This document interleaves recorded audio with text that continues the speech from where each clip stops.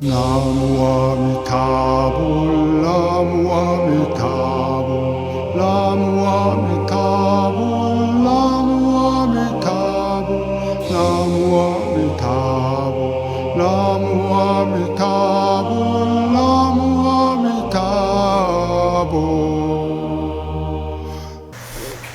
오늘 산성은 지난달까지 이제 그 원각경에 대한 중요한 요점을 이렇게 정리해서 설했는데, 오늘은 보리심, 입보리행론이라는 인도의 아주 부처님과 같은 그런 큰 도인이 쓴 그 글을 조금 정리해서 요점을 좀 추려서 내가 하려고 합니다. 그래서 오늘 서시는 보리심의 공덕이라는 그 주제로 내가 시를 하나 썼습니다. 나눠진 그 교재를 잘 보시기 바랍니다. 맑은 하늘에 흰구름 흘러가고 깊은 숲속에 산새가 지직인다. 고요하고 미묘한 이 가운데 무한한 기운과 작용이 있으니 나와 남이 없는 절대성 경계, 이것이 보리심의 근본이다. 무엇이 보리심의 공덕인가? 각성이 들어와여 모자람이 없다. 무엇이 보리심의 작용인가? 하늘과 땅을 살려주기 때문이다. 무상무아의 위대함이여, 이것은 각성을 근본으로 나타나고 걸림없는 작용과 무의의 힘이여 만물은 그 속에서 구제받는다. 이 보리심이라는 것을 한역을 하거나 우리나라 말로 한다면은 깨달음의 성품이다, 각성이다. 이렇게 깨달을 각자에다가 성품 성자, 깨달음의 성품이다. 그럼 무엇을 깨닫는이라고 하느냐?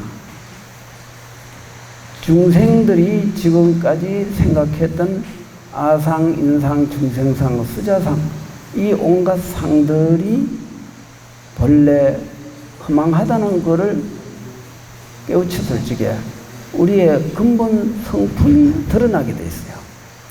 나의 본래 면목, 그 자리, 그것을 각성이라고 해요. 깨달음이 성품이다. 보리라는 말은 산스크리트어니까 이걸 풀이하면 깨달음이라고 할 수 있습니다. 그래서 중생이 오랜 세월 윤회를 하는 것은 스스로 갖춰진 이 각성을 돌이켜보지 못하고 객진번뇌, 그 바깥 변화를 내 주인으로 삼아서 그것을 인적이저라고 그러죠. 도적을 잘못 따라서 자식을 삼아서 집안의 재산을 다 먹겠더니 재산을 다 가지고 사라져버렸다. 자식이 아닌데 자식으로 삼았으니 집안의 재산이 없어지듯이 중생이 오랜 세월 우리의 내라고 생각하는 이 잘못된 자아이식에 빠져서 우리의 본래 면목 그 자리를 미혹했고, 그 미혹함으로 인해 갖고 우리는 타급생을 윤회를 하게 되었고 고통을 받게 되었다. 이제 우리는 보리심을 돌이켜서 바로 생사열 윤회가 끊어진 절대성의 우리의 정신세계에 안주를 해야 된다. 그러기 위해서 보리심에 대한 법문이 있게 되는 거죠. 그래서 흔히 사람들은 보리심을 바란다, 보리심을 낸다 하면서 그 깨달음의 마음을 갖기 위해서 부단히 노력을 하는데, 깨달음의 마음, 그 각성은 본래 갖춰져 있어요. 그것은 구해서 얻는 것이 아니에요. 왜냐하면 불생불멸이니까. 일찍이 그것은 생겨난 적도 없고 생겨난 적이 없는 본래부터의 우리들의 그 가진 성품이니, 이것은 따로 정득할 것도 없고 또 소멸될 일도 없어. 왜 정득할 것이 없느냐? 본래 갖춰졌는데 무엇을 따로 정득할 게 있겠어요? 그러면 우리는 왜 수행을 해야 되느냐? 바로 보리심을 방해하는 것들을 정리해야 돼요. 우리가 깨달음의 마음을 드러내지 못하는 그 이유는 바로 잘못된 가짜 나에 대한 잘못된 인식, 잘못된 착각으로 인해서 오랜 세월 번뇌에 갇혀서 그 삼계라는 이 감옥에서 벗어나지 못했던 거죠. 이제 우리는 태백산 이 도량에서 내가 나의 참모습을 찾아가야 돼요. 그것을 찾기 위해서 우리는 보리심을 일으켜야 되고, 보리심을 일으키기 위해서 보리심을 방해하는 온갖 상으로부터 벗어나야 된다. 그래서 여기 무아무상의 위대합니다. 이 무상이라 하는 것은 잘못된 생각을 버린다는 뜻이고, 무아라는 것도 역시 무아무상이 같은 말인데, 나에 대한 잘못된 착각, 그 나 아닌 나에 집착해서 온갖 허물을 일으키고 있기 때문에 그것이 이제 여러 가지 고통을 만들고 있다. 보리심의 작용은 하늘과 땅을 살려준다 그랬어요. 하늘과 땅을 살려주는 건 어떤 이치가 있는가요? 본래 청정한 그 각성짜리, 그것은 우주 자연의 본질이에요. 본질이니 하늘과 땅을 거기서 살리는 거예요. 그 이치에 입각하면 아무런 문제가 없는데, 그 이치에 들어가지 않고 현상경계에 끄달려서 망상경계로 떨어졌기 때문에 지혜로움을 잃고 고통을 받게 됐다.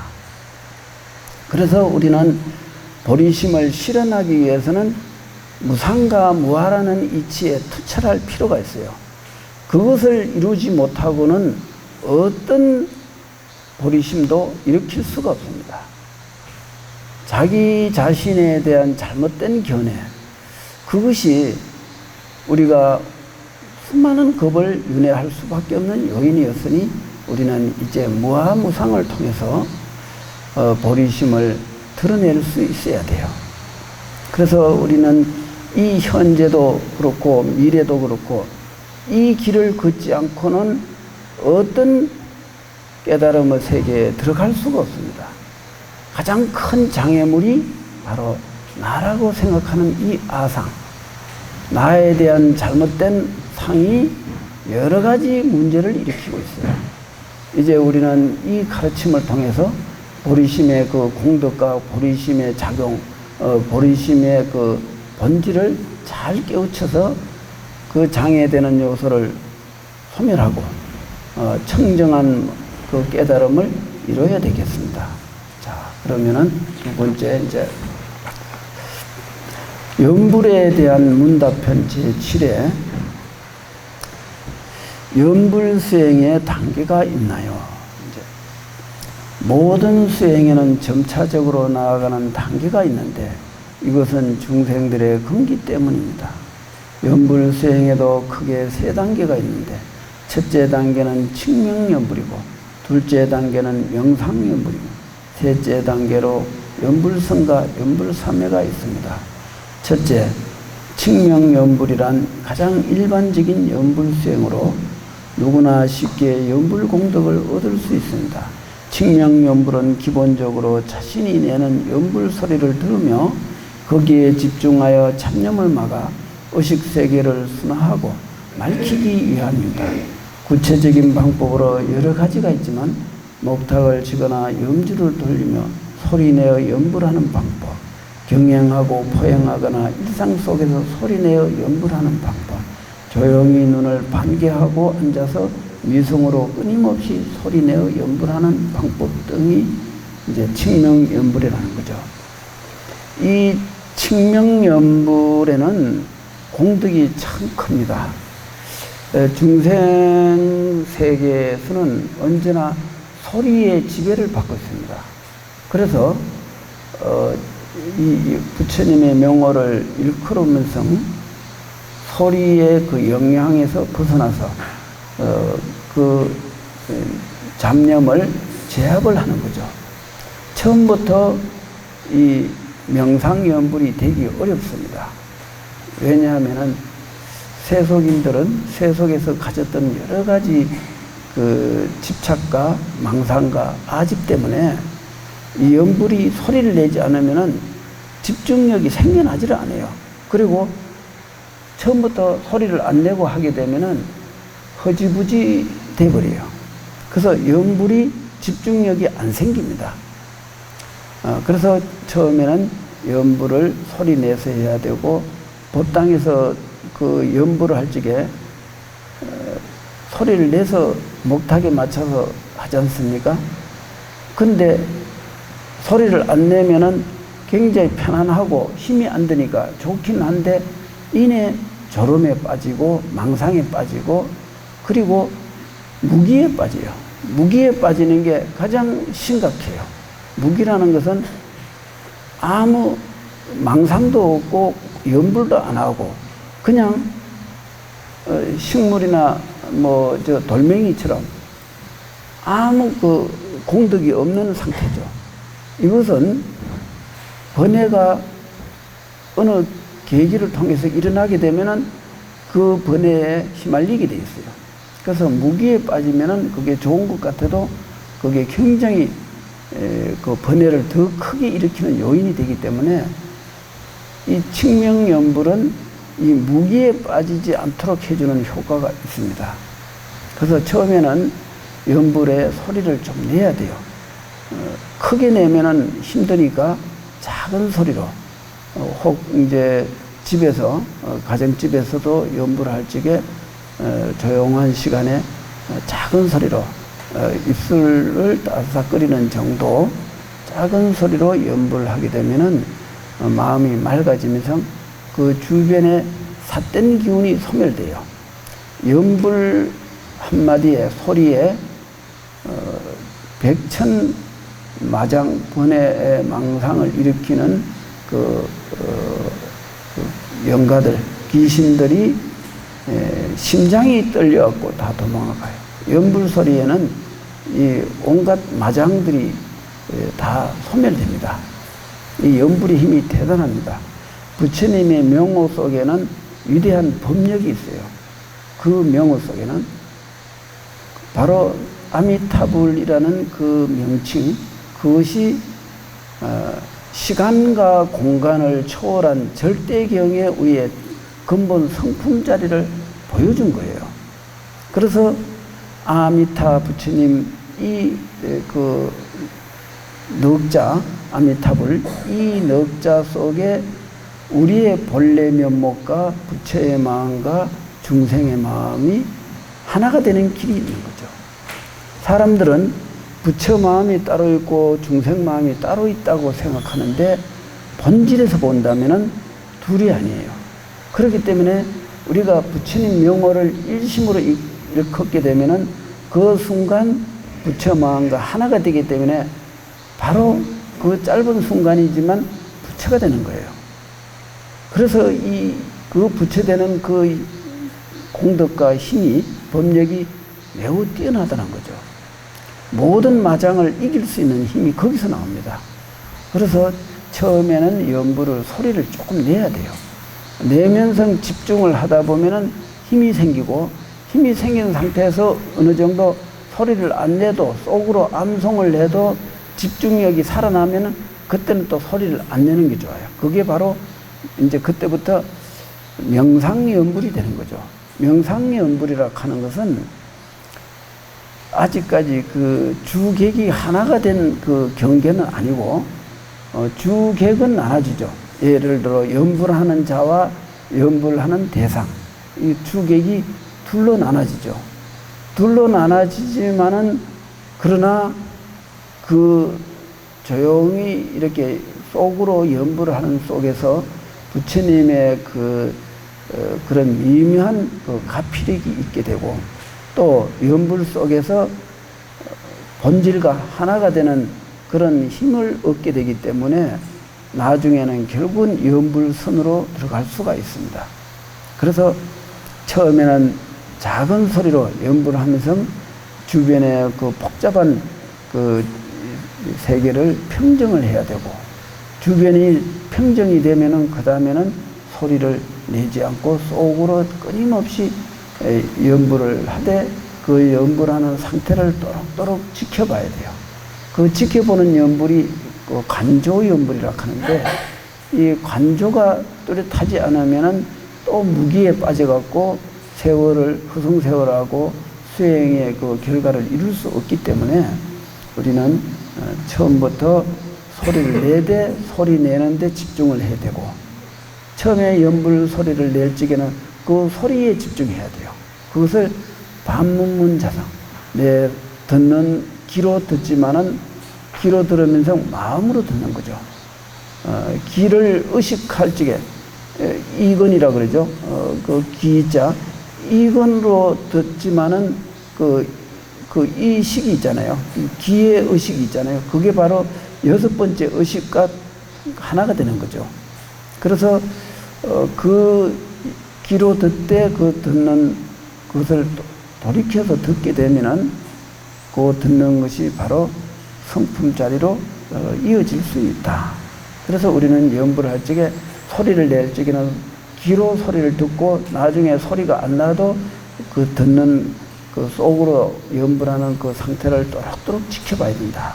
이렇게 하면은 이제 결국은 연불선으로 들어가게 된다는 거죠. 우리는 이 연부를 통해서 빨리 부처와 하나 되는 길을 찾아야 됩니다. 내 가짜 나에서 벗어나서 진짜 나를 찾아가는 가장 빠른 길이라고 할 수가 있죠. 칙명연불의 기본은 처음에는 의식적으로 끊임없이 연불 소리에 집중하여 의식계를 달설여 순일무잡한 경계에 들어가기 위함입니다. 이렇게 오래도록 칙명연불을 하면 자연히 미성연불로 이어지고, 미성연불에서 힘을 얻으면 저절로 소리내지 않고 속으로 무성연불을 하게 되고, 무성연불을 이때부터 명상연불이 됩니다. 명상연불에는 아직 연불하는 자와 연불하는 대상이 둘이 되나, 연불수행이 점점 깊어지면 마침내 의식계를 초월하는 연불하는 자와 연불수행이 하나 되는데, 이것을 연불선이라고 하고, 연불선이 지속될 때 의식계를 초월한 최상승 경계인 연불산매에 들어가게 됩니다. 그 미성이라는 것은 가늘 미자에서 소리성자, 아주 작은 소리를 말하는 거고, 무성이라는 것은 없을 무자에서 소리성자, 소리 자체가 끊어지고 속으로 암송을 하는 상태를 말하죠. 암송을 하되 암송하는 상태를 또록또록 지켜봐야 된다. 그때 더 정신 집중력을 고도로 발휘해야 돼요. 그냥 허리멍텅한 생각으로 하게 되면은 그 소리를 내는 것보다 못해요. 소리를 안 낼 적에는 그만큼 정신적 에너지를 더 크게 쏟아부어야 돼요. 이 마음을 편안하게 가지고 하다 보면 자기도 모르게 졸음에 빠져요. 그래서 연불 소리를 낼 적에는 강력하게 거기에 집중력을 발휘하지 않으면 가짜 연불이 된다. 이렇게 되는 거죠. 이 세상은 소리의 지배를 받기 때문에 옛사람은 고성연불 10종 공덕을 말하기도 합니다. 능경에서는 연불 소리를 통해서 이건 원통에 들어 연불삼에 체득하는 이치를 밝혔습니다. 여기에서 연불 소리를 무의식적으로 듣는 것이 아니라 정신을 차리고 자신의 연불 소리에 집중하되 소리 듣는 놈을 돌이켜 비출 때 반문문 자성이 바로 자성의 소리를 듣게 되는 이건 원통 연불삼매법이 됩니다. 이것이 칙명연불에서 바로 연불선으로 들어가는 최상승 연불법이라고 할 수 있습니다. 내가 매번 이렇게 연불수행의 중요한 부분을 강조하는데 우리는 잘 알아야 돼요. 과연 지금 이 시대가 이 정신적으로 매우 방황하는 이 시대에서 우리가 나아갈 길이 무엇인가를 생각해 봐야 돼요. 가장 중요한 것은 내 자신입니다. 내가 내 자신의 참모습을 보는 게 가장 어떤 것보다도 중요하죠. 그렇지 않습니까? 내가 나를 바로 깨우친다는 것은 굉장히 중요한 문제입니다.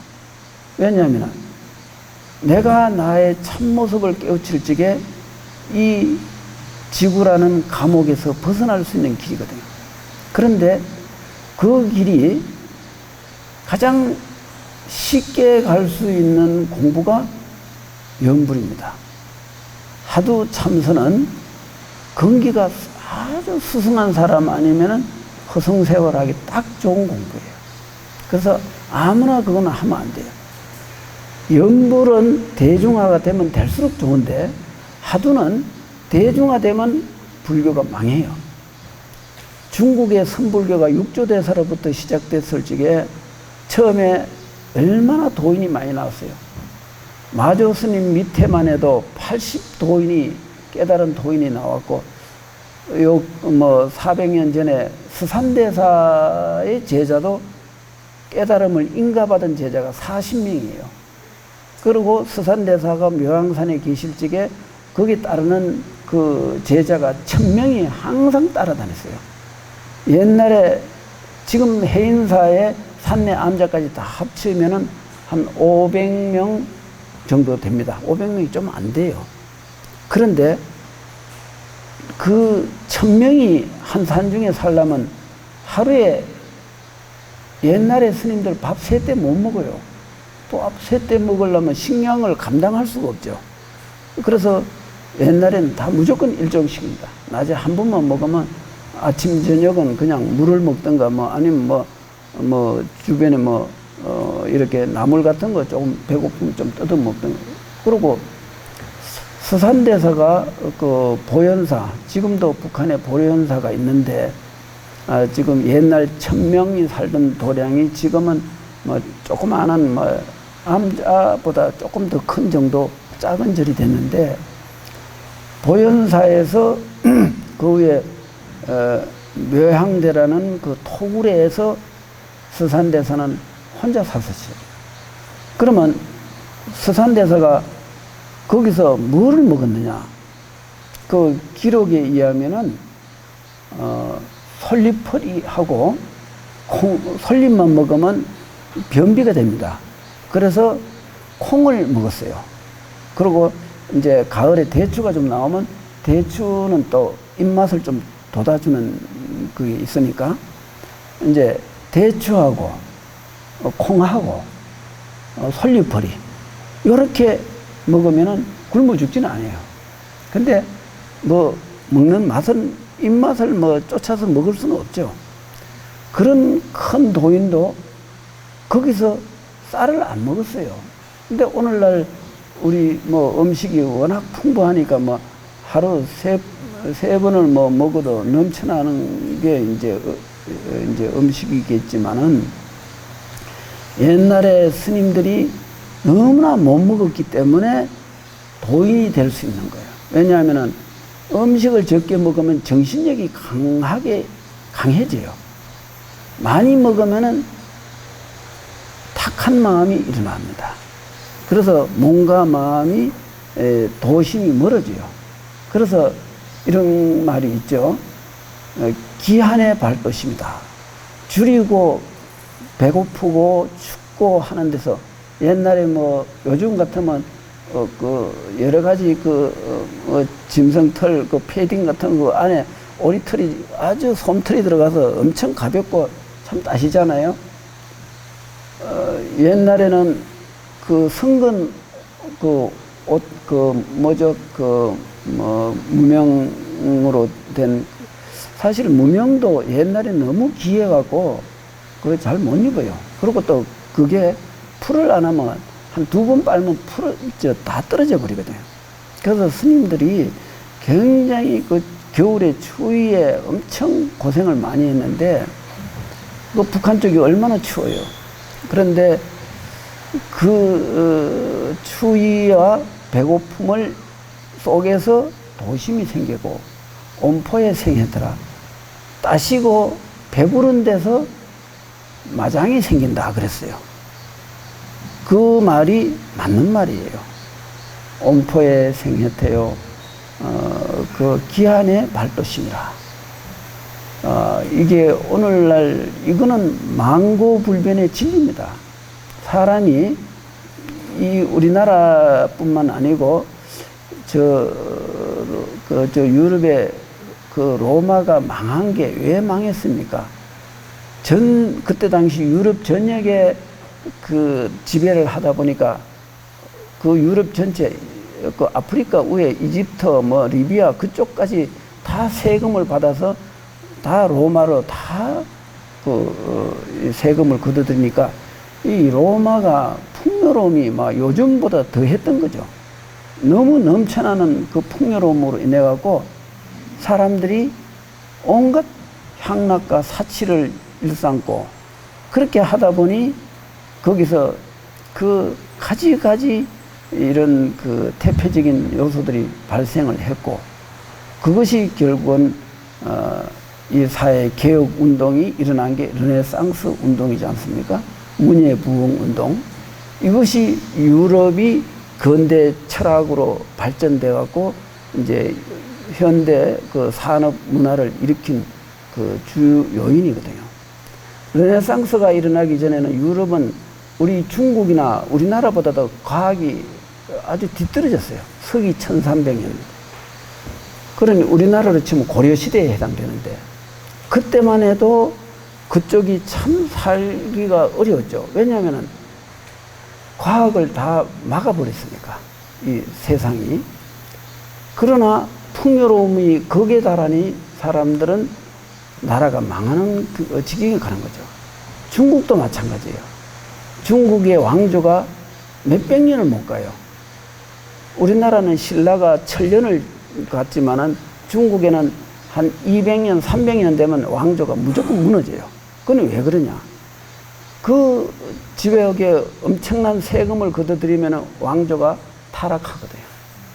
그래서 이 기한의 발도심이다. 이거는 옛날 스님네들이 뭐 먹고 살기가 어려운 것도 있지만은 옛날에 스님들은 스산대사가 그 임진난에서 그 엄청난 공을 세웠고 나라에서 그렇게 많이 그 노스님이 이렇게 물자를 많이 지원을 했지만 서산대사는 하나도 그걸 가져가지를 않고 큰절에 다 하고 본인은 토굴에서 극도의 그 70 넘은 노인이 그 솔리퍼리하고 그래 먹고 80살이 넘어서 그래서 돌아가셨는데 10년을 더 사신 거죠.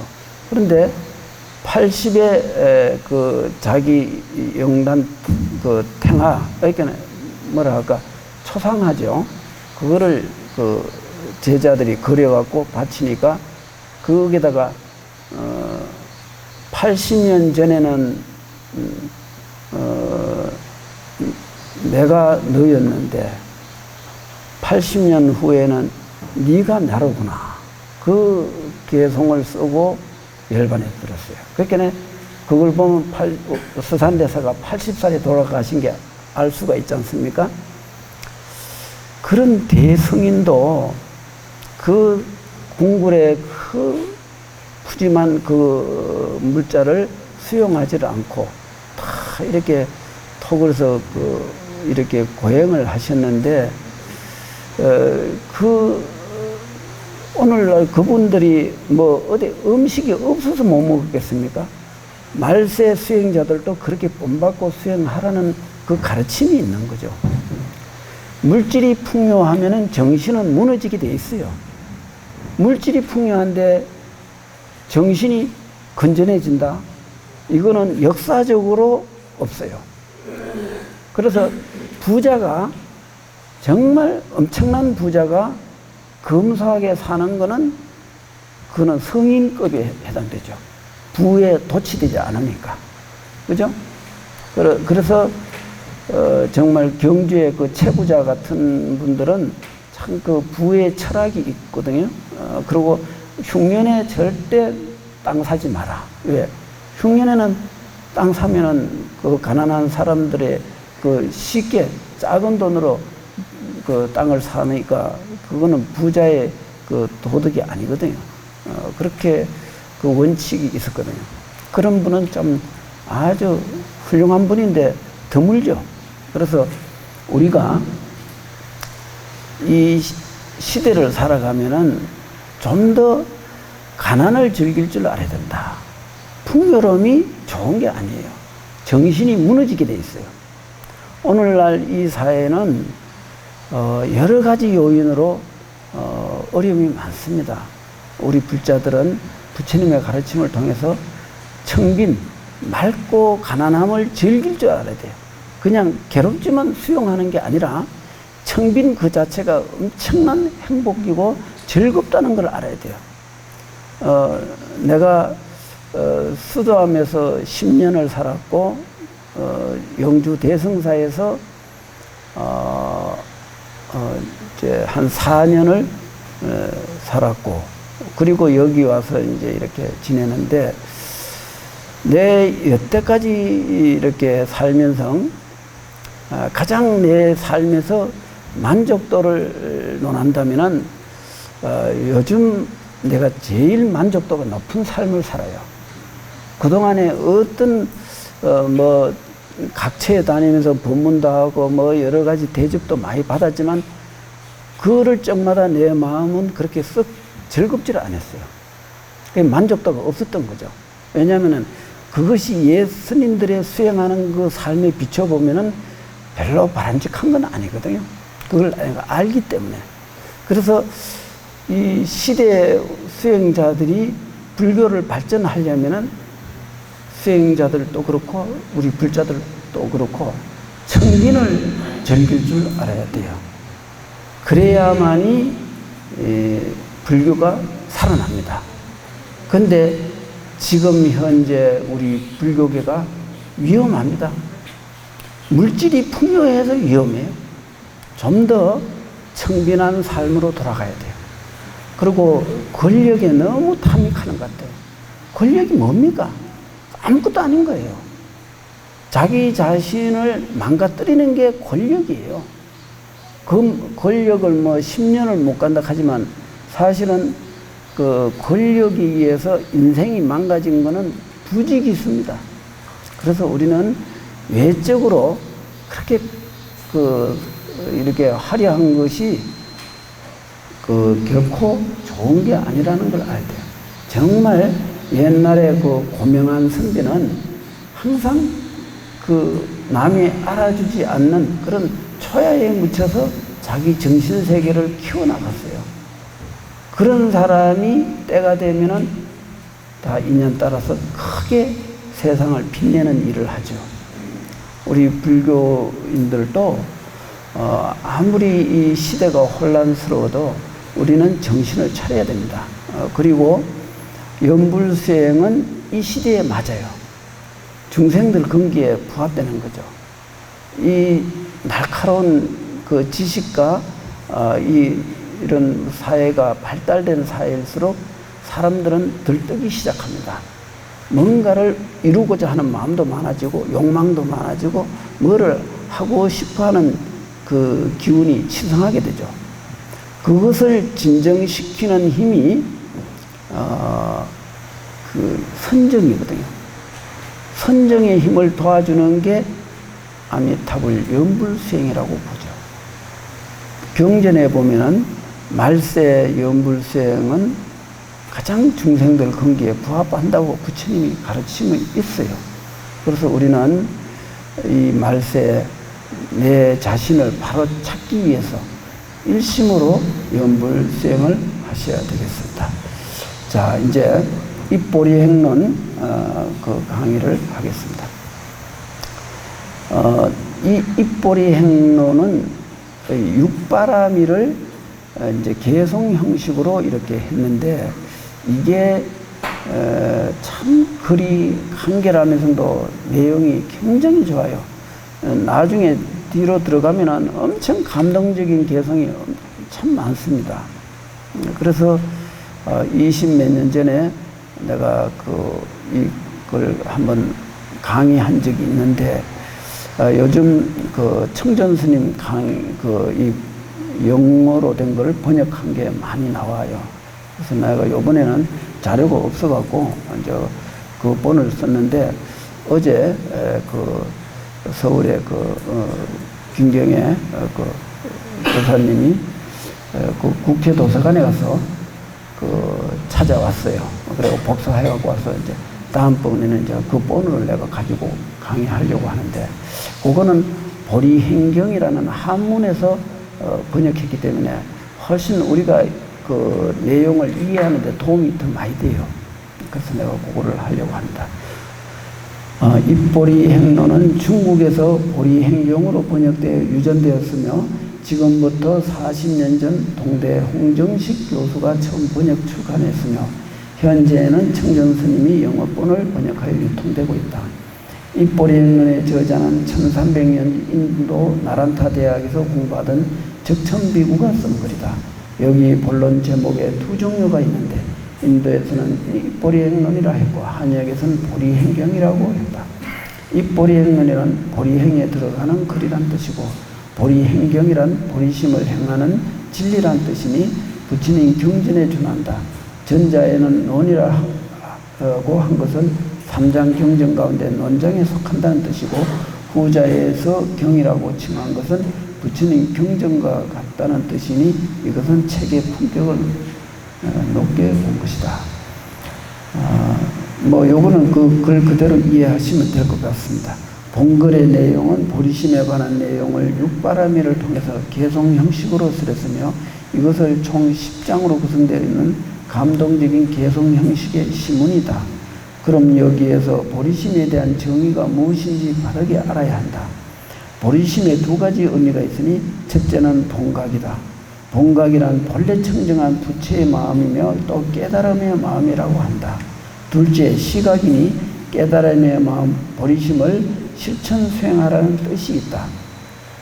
그럼 어떻게 실천 수행하는가? 여기에 대해 두 가지 뜻이 있으니 하나는 연불수행이고 하나는 보살행이다.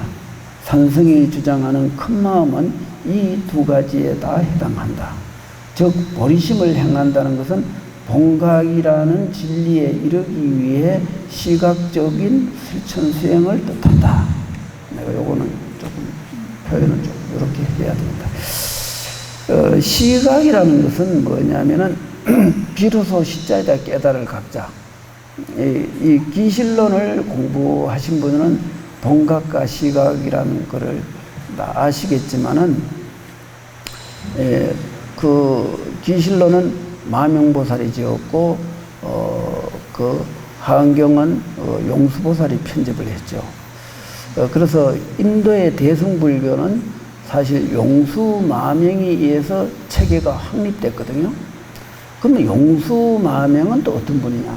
과거에 그분이 그 과거세 석가모니 부처님이 출세하기 전 과거 시대에 그 부처님으로 이렇게 성불하신 분이에요. 근데 이제 중생은 대승불교를 가르치기 위해서 일부러 비구 몸을 받은 거죠.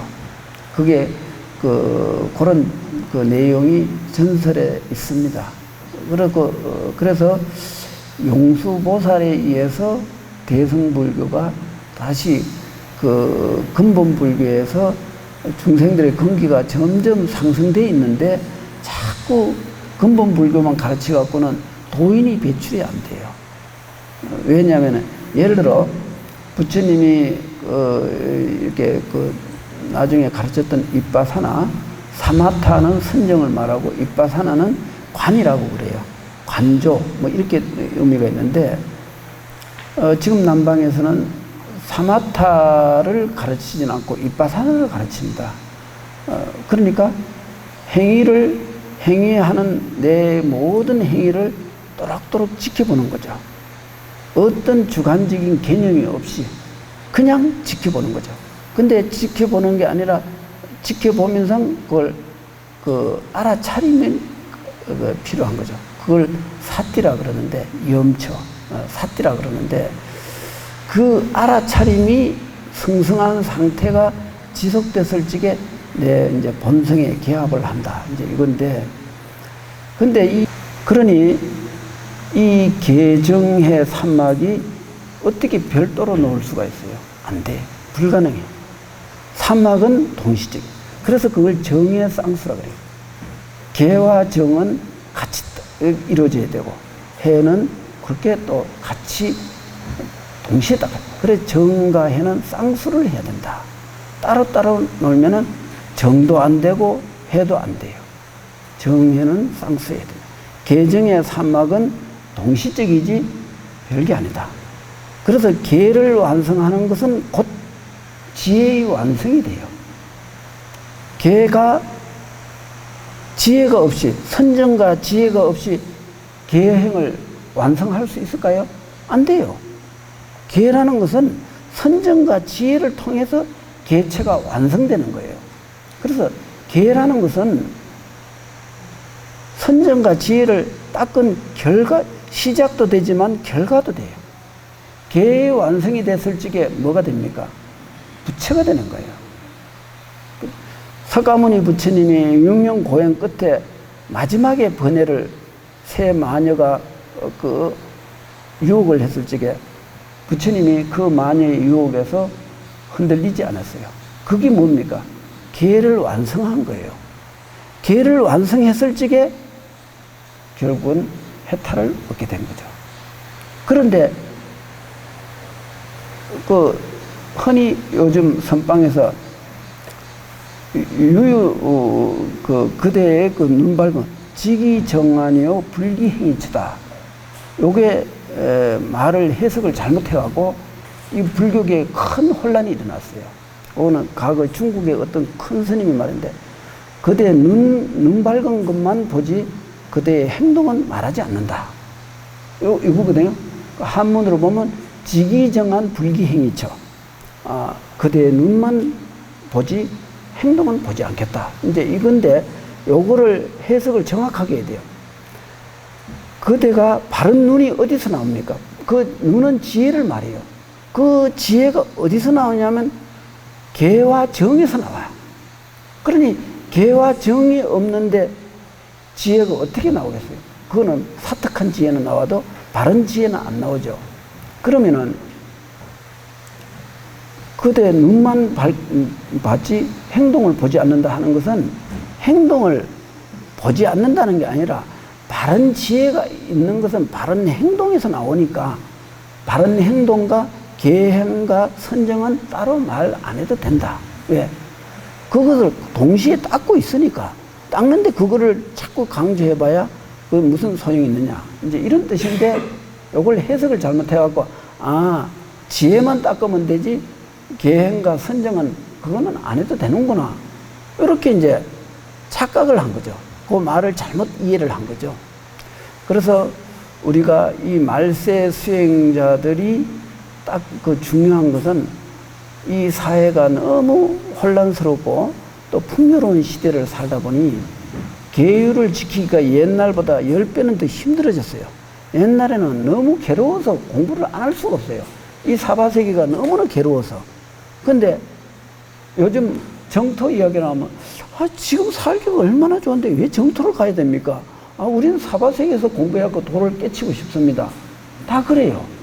그래서 옛날에는 사람이 너무 괴로우니까 이 인간 세계의 불합리한 것을 벗어난 정말 진리의 세계를 좀 가고 싶다. 이게 이제 그 소망이었는데 요즘은 현세가 중요하지. 지금이 중요하지. 미래가 뭐가 중요합니까? 근데 미래가 곧 현재예요. 그러니 미래를 보기 위해서 현재를 우리가 봐야 돼요. 현재를 잘못 보면서 미래를 기약할 수 있나요? 안 되죠. 그래서 과거, 현재, 미래라는 이 시간적 개념은 중생한테 있지 성인에게는 없어요. 근데 중생한테는 있어요. 중생에게는 과거도 있고 현재도 있고 미래가 있는 겁니다. 근데 그 삼세가 동일체라는 그 근본 원리는 깨닫지 못하고 과거가 어디 있었고 과거는 현재고 현재에 지난 것이 과거고 그 현재 미래 다가올 것이 미래다. 이렇게 하면은 그거는 말은 맞는데 중생한테는 안 맞는 말이에요. 중생한테는 분명히 망상이기 때문에 망상 속에서는 과거도 있고 현재도 있고 미래가 있어요. 그렇기 때문에 3세를 초월하기 위해서 우리는 수행을 해야 돼요. 그렇기 때문에 이 연불수행을 통해서 각 그 계와 선정과 지혜를 동시에 닦아야 된다. 그 연불수행에서도 무엇이 계느냐? 우리가 아미타 부처님이 연불에 일념으로 집중을 할 적에 거기에 세속적인 욕망이 끼어들 자리가 없어요. 왜냐하면 연불이 일념이 되니까. 그래서 그게 계가 되는 거예요. 그 다음에 일념이 지속될 적에 그게 선정이 익어지는 거죠. 그리고 그것이 선정이에요. 그 다음에 연불을 일념으로 지속할 적에 그 지속되는 연불을 하는 놈을 관조를 해요. 그게 윗바사나예요. 연불에서. 그것을 요즘 남방에서는 연불윗바사나라 그래요. 왜냐하면 연불윗바사나는 공부의 주제가 있잖아요. 아미타불을 계속 반복해서 암송을 하니까. 근데 남방이 지금 윗바사나는 주제가 없어요. 그냥 지켜보는 거예요. 현상이 일어나는 거를. 길을 가면 길을 감독하고, 밤에 잠잘 적에는 호흡을 또 관해야 돼요. 밥을 먹을 적엔 밥 먹는 걸, 숟가락 들고 나는 거, 내놓는 거, 이거 다 관찰해야 돼요. 얼마나 피곤해요. 그것은 우리가 내 행동을 지켜본다는 데는 의미가 있지만은 그게 연불만큼 집중력이 안 생겨요. 자꾸 산만한 거죠. 흩어지고. 그래서 남방에서도 그 문제가 있기 때문에 연불윗바사나가 요즘 유행합니다. 그 남방에서는 아미타불이라는 그 개념이 없기 때문에 그냥 붓다 계속 붓다만 불러지고 부처님 이러면 있는 거죠. 그것도 괜찮아요. 그것도 집중은 돼요. 그런데 연불에서 아미타불 연불하는 놈을 끊임없이 관조를 한다. 이것이 바로 윗바사나의 가장 핵심이고 미묘한 문이에요. 그러니 연불을 하는 하나의 계와 선정과 지혜가 동시적으로 닦아요. 차별이 없는 거죠. 그래서 이 말세 중생들한테 삼학을 동시적으로 정의 쌍수가 될 수 있는 공부가 바로 연불이다. 이렇게 내가 말을 하는 거죠.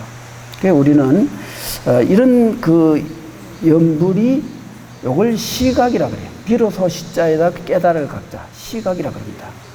왜냐하면 이런 과정을 통해서 우리는 본각에 들어간다. 본각은 본래 부처의 의미가 있어요. 본래 부처. 본래 깨달은 것이니까. 본래 깨달은 것은 본래 부처를 말한 거죠. 입보리행론의 목차를 보면은 처음 보리심 공덕 참탐보면 서론에 해당되고 제업 참회품과 보리심 전지품과 보리심 불방일품은 육바라밀 가운데 보시에 대한 뜻을 강의적으로 해설을 했다고 볼 수 있고, 이어 지계품, 인욕품, 정진품, 선정품, 지혜품까지는 대성 육바라밀을 설했으니 본론에 해당되며 결론으로 제10장에 해양품이 있다. 그래서 본 논서는 전체적으로 보면 서론, 본론, 결론이라는 전형적인 3단 논법의 형식을 가지고 있으면서 이것을 아름다운 문장 속의 개성으로 잘 표현하고 있어 매우 감동적이다. 특히 본론에서 정진품, 선정품, 지혜품의 내용은 이해하기 매우 어려워 쉽게 접근할 수 없지만 산성은 예전에 대승사에서 강의한 경험을 바탕으로 본 개성에서 가장 핵심적이고 중요한 개성들만 간추려서 강의하고자 하니 이 소중한 기회를 놓치지 않기를 바랍니다. 요거는 이제 내가 그렇게 썼습니다. 자, 그 다음에 이제 이 본론이 이제 그 입보리행론 첫 글이에요. 1번. 여기서 내가 이게 1, 2, 3, 4, 5, 6, 7은 이 본문에는 이렇게 안 돼 있어요. 왜 그러냐면은 나는 이 입보리행론의 그 양이 많기 때문에 그거를 다 하려면은 이거 뭐 1년 갖고도 이거 다 강의 못 해요. 그래서 너무 이것만 갖고 너무 오랜 세월 그 시간을 끌면은 사람들이 또 듣기 지겨워하니까 내가 여기서 중요한 것, 정말 우리 불자들이 꼭 알아야 할 내용을 내가 추려내 갖고 이걸 강의하는 거예요. 그래서 그걸 추려낸 거를 내가 1, 2, 3, 4, 5, 6, 7로 했으니까 여기 나중에 다 했을 적에는 번호가 몇 번까지 나올지는 나도 모르죠.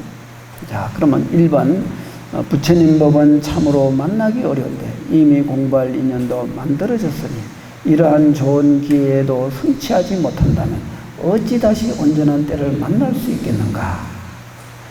내가 이 개성이 참 좋아서 이렇게 옮겨봤습니다. 우리에게 선한 기운은 언제나 약하고 악업의 힘은 쉽게 사라지지 않는다. 여기 위대한 보리심이 아니면 그 어떤 선으로도 악을 조복받지 못한다. 이것도 우리가 잘 생각해야 돼요. 보리심에서 나오는 그 지혜, 개정의 산막을 통해서 얻어지는 지혜가 아니고는 어떤 것으로도 악을 조복받을 수가 없다 이거죠. 이건 그렇게 이해하시면 됩니다. 지긋지긋한 윤회의 괴로움을 없애고 끝없는 불행에서 벗어나길 바라며 영원한 행복을 누리고자 한다면 언제나 보리심을 버리지 말지어다. 그 깨달음의 마음, 깨달음을 이루고자 하는 여기도 보리심인데 내가 아까 그랬죠. 본각과 시각이 있는데 여기서는 시각을 말하는 거예요. 그런 노력이 있어야 된다. 그냥 본래 성불이니 그럼 가만히 있으면 되겠네. 이러면 생사윤회는 벗어날 기약이 없죠. 그래서 우리는 보리심을 버리지 말아야 된다. 그 시각적인, 그러니까 시각의 그 마음을 버리면 안 된다. 이런 뜻입니다. 정제된 황금색 금이 변하지 않던 허망한 이 몸을 부처 몸으로 만들고 세상에서 가장 가치 있는 보물이 되려면 소중한 보리심을 굳건히 가질지니라. 한량없이 큰 죄를 지었다 해도 보리심은 그 죄를 벗어나게 하고 용맹스러운 보리심은 공포를 없애주나니 어찌 생각 있는 자가 의지하지 않으리. 이 위대한 보리심의 뜻을 요약한다면 두 가지 유형으로 이해할 수 있나니 하나는 보리심을 일으키는 것이고 또 하나는 보리심을 실천하는 것이다. 모든 중생들에게 행복의 씨앗이고 생명들의 고뇌를 없애주는 약이며 이와 같은 보리심의 무한 공덕을 어찌 생각으로 헤아릴 수 있으랴. 이 개성이 참 좋지요. 내가 좀 많이 다듬었습니다. 사실은. 왜냐하면 나는 좀 글을 좀 다듬는 걸 좀 좋아하는 성질이거든요. 그래서 남들 해놓은 거 그대로 난 도저히 못 쓰겠더라고요. 그런데 좀 아름답죠. 나중에 기회 닿는 분은 한번 원문을 보시면 알 수 있습니다. 자, 오늘 강의가 이제 오늘 요거로 마치겠습니다. 우리는 보리심을 영원히 잊지 않고 할 수 있도록 지극한 마음으로 연구를 하시길 바랍니다. 이거로 오늘 강의는 마치겠습니다.